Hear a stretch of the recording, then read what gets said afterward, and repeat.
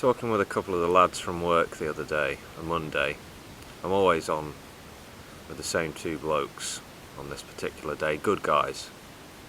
Get on well with both of them. Anyway, we get to the subject of the Middle East and North Africa. Various violent events were mentioned. I think Syria was mentioned. Nightmare 4-year civil war there, ongoing. I was reading a report actually with statistics on all the schools, hospitals, infrastructure destroyed in the country, so many killed. I think maybe half the population displaced. I saw a map, a nighttime map, contrasting Syria in 2011, before the war, or before the real trouble began, with Syria now in 2015. To say the lights had dimmed would be to considerably understate it. You're looking at the deterioration of a society, rapid deterioration. That's what war does. But getting back to it, we were talking, and the question is raised: why is the Middle East so violent? That's quite a question, right? So I get into it a bit, putting my views across. I don't pretend to be an expert on the subject by any stretch of the imagination. What's going on anyway? Ethnic, religious tension and rivalry, old hatreds, wounds that have not healed. And of course nationalism is a factor, greed and the desire to acquire land and resources. These are factors, as is Western interference. Yep, it's real. It's a complex picture, in truth. To be honest, I don't think I said all that during the discussion with the lads. I did mention Israel. Yeah. And the two guys are like, why? Why? Why all the violence? Why take other people's land? The basic sentiment, I guess, being, why can't there be peace between peoples?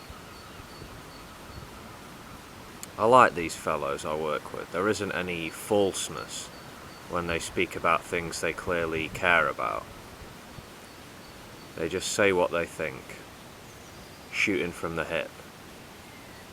I respect that. I do. Unlike myself, both of my colleagues are religious. One is a Muslim gentleman, the other chef a Christian, but I've never really heard either of them talk about their faith in any depth.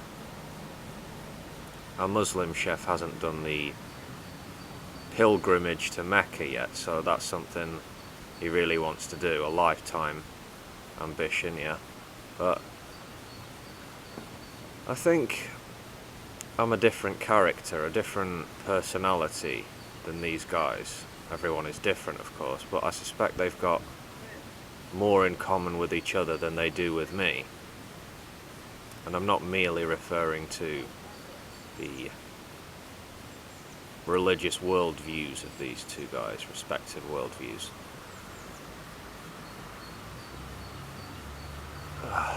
One of the lads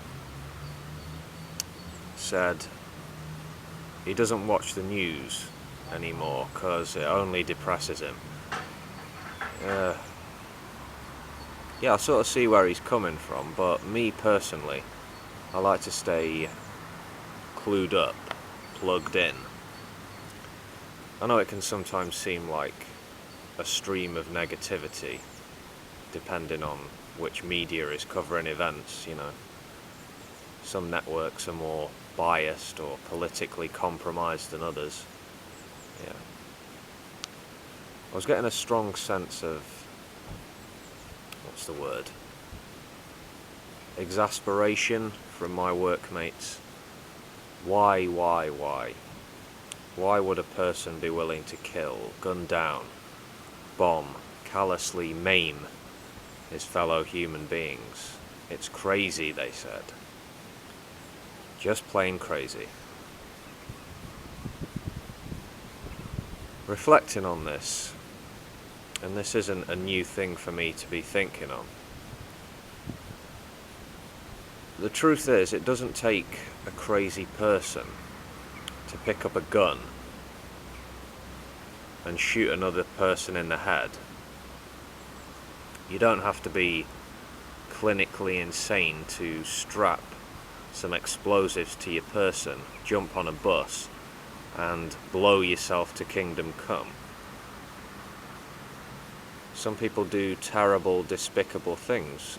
People from seemingly stable and loving backgrounds can become radicalized killers.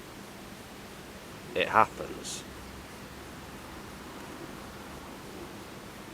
Later on in the day, I get to a darker train of thought. Given a bad upbringing and a toxic social environment, could I be the kind of person, could I, look another human being in the eye and pull the trigger, ending him? All that he is, all that he might be. Or, given the person I am, or like to think I am, could I, in the heat of the moment, or even as a cold, premeditated act, could I be a killer? Could you?